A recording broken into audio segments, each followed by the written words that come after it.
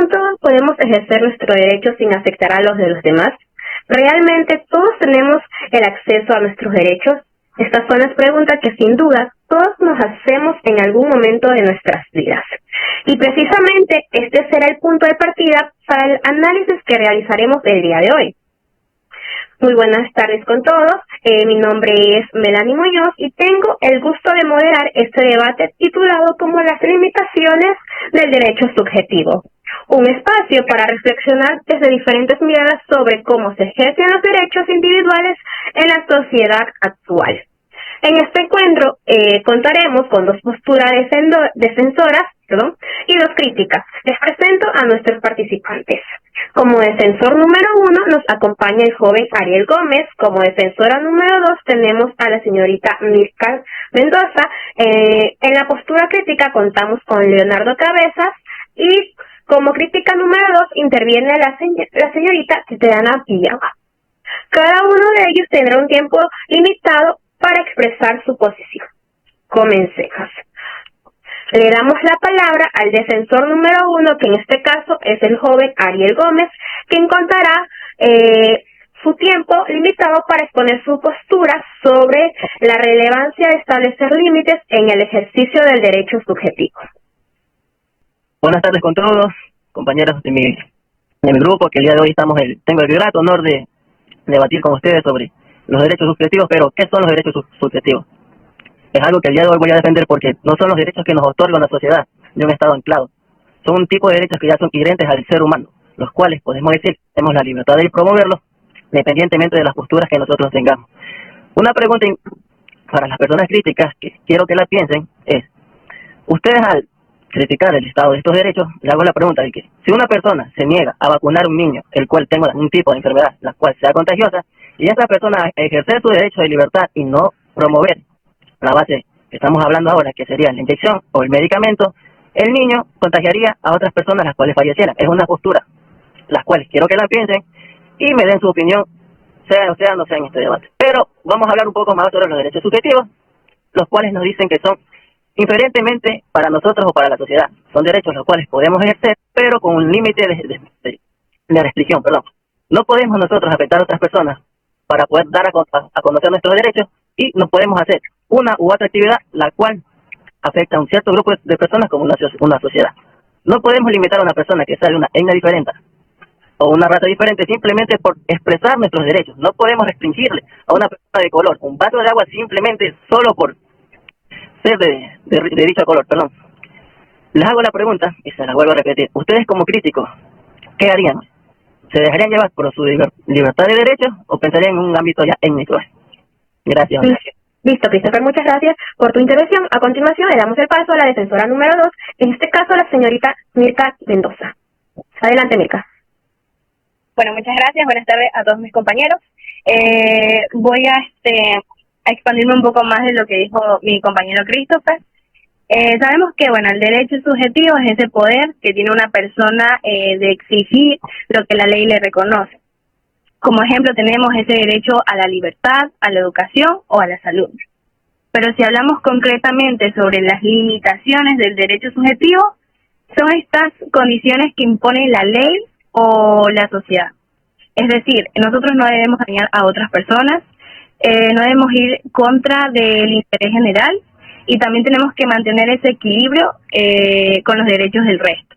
Si no existieran estas limitaciones, habrían muchos problemas, ya que se generarían muchos abusos, como por ejemplo, si tú tienes el derecho, todos tenemos el derecho a la libertad de expresión, pero eso no quiere decir que tú vayas a insultar o difamar al otro. Gracias. Listo, Mirka, muchas gracias. A continuación tenemos la intervención del crítico número 1, en este caso el joven Leonardo Cabezas, quien expondrá una visión analítica y cuestionadora sobre los derechos subjetivos. Adelante, Leonardo. Buenas tardes, compañeras, buenas tardes a los presentes. Leonardo Cedeño les habla, el cual fue designado a este debate como crítico número 1. Pensando en lo que es derecho subjetivo, es la capacidad que tiene una persona para exigir algo que le corresponde, siempre esté enmarcado en normas jurídicas. Pero claro, al darle derechos a las personas de manera independiente, esto perpetúa la desigualdad, ya que no todos los grupos sociales tienen las mismas capacidades para ejercer sus derechos. Entonces ya hay una imparcialidad, ya sea por diferencias económicas, educativas o el simple acceso a la justicia. Otro es el impacto de los grupos vulnerables. Los derechos subjetivos no pueden ser de igual manera accesibles para las personas de las comunidades indígenas, de grupos de bajos recursos o minorías étnicas. Esto crea una brecha de protección legal y capacidad de ejercer derechos fundamentales como son la propiedad, la salud o educación. Ahora voy a responder la pregunta del compañero Christopher. En el caso de que se supone que vas a un hospital, la niña que tenga la enfermedad que tenga tiene derecho a la salud. Ahora, el que se encuentra trabajando en el hospital es un profesional. Él tiene que hacer su trabajo. Ahí no se ganó su puesto ahí. En caso, tiene la obligación legal derecho a la niña, derecho a la salud, a su vacunación. Él como profesional tiene derecho también a la salud de él. Entonces toma las medidas correctivas que sean, ya sea ponerse guantes, mascarillas y evitar. O sea, no es una pregunta lógica decir que un licenciado en enfermería o un doctor que saben para lo que estudiaron se nieguen a hacer eso. En este caso están vulnerando el derecho de la niña, ya que hay que recordar que ellos son funcionarios públicos y van a un hospital. Ahora también, por ejemplo, claro está que el derecho subjetivo tiene sus regulaciones, como son la Constitución, que es la Carta Magna del Ecuador, las leyes orgánicas, las leyes ordinarias, los reglamentos o normativas específicas, pero en sí, estas aún tienen sus falencias, empezando en la aplicación desigual y limitada que crea. Esto proporciona, empezando por la desigualdad al acceso a la justicia, ya que no todas las personas tienen la misma capacidad, ya sea por falta de recursos, por la gran mayoría que es de conocimiento de sus derechos.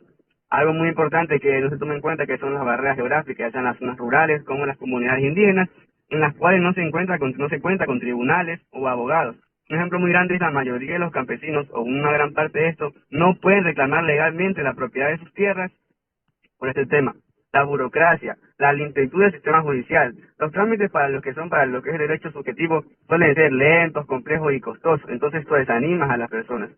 Y otro tema muy importante, está de más decir que Ecuador se ha convertido en uno de los países más corruptos a nivel mundial, y esa corrupción ha afectado en gran parte a lo que es el sistema judicial. Entonces, la corrupción en instituciones judiciales o administrativas siempre van a favorecer a la persona que tenga más poder económico o más poder social o político. Un gran ejemplo de esto siempre va a ser, por ejemplo, son los fallos judiciales a favor de las grandes empresas petroleras que fue sobre la contaminación en la Amazonía. O sea, ¿quién protege los derechos de esas personas? Y eso se da por la corrupción que hay en el país, en el cual en el sistema judicial eso no debería existir. Pero en sí la falencia del derecho subjetivo no radica en sí en la existencia de este, sino en la aplicación desigual, el desconocimiento en la gran parte de los ciudadanos y la falta de la voluntad política para garantizar el cumplimiento real, para así que no se siga generando estas profundas desigualdades que existen en el Ecuador. Muchas gracias. Listo, muchas gracias por tu intervención, Leonardo. Finalmente, escucharemos a la crítica número 2, Tatiana, quien complementará esta visión desde una postura crítica. Adelante, Tatiana. Es la práctica ecuatoriana del derecho subjetivo. No solo enfrenta limitaciones, sino que pregunta de la práctica, que se convierte en una herramienta fácilmente manipulable por quienes detectan el poder económico, político. Por un ejemplo, los patentes registrados con antigüedad por grandes empresas para bloquear la innovación local. Listo, muchas gracias por su intervención, señora Tatiana. Bueno, en este debate se ha hablado y se ha resaltado el derecho subjetivo. Esto permite que los ciudadanos también tengan ese palabra o voto para exigir lo que la ley le corresponde, pero también que su ejercicio no esté libre de desafíos o contradicciones y muchas veces desigualdades. Las limitaciones no deben entenderse como barreras arbitrarias, sino como regulaciones que permiten el respeto, la justicia y la equidad entre todos. Cerramos este debate con esta linda frase. No basta con tener derechos escritos. Debemos hacerlos justos, accesibles y reales para todos. El derecho no se mide por lo que está escrito en una ley, sino por lo que cada persona puede ejercer sin miedo, sin abuso y con dignidad. Muchas gracias.